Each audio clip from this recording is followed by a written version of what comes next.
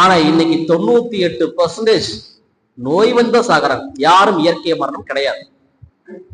இந்த விஷயத்தை தெரிஞ்சுட்டீங்கன்னா நீங்களும் நோயெல்லாம் வாழலாம். அதான் நம்மளோட தமிழோட மரபு. அதுக்கு அடுத்து என்ன சொல்றாருன்னா, இப்போ பசின்னு என்ன தெரிஞ்சாச்சு, பசிக்கும் போது என்ன சாப்பிடணும் என்ன சாப்பிடக்கூடாது அதை பார்க்கலாம்.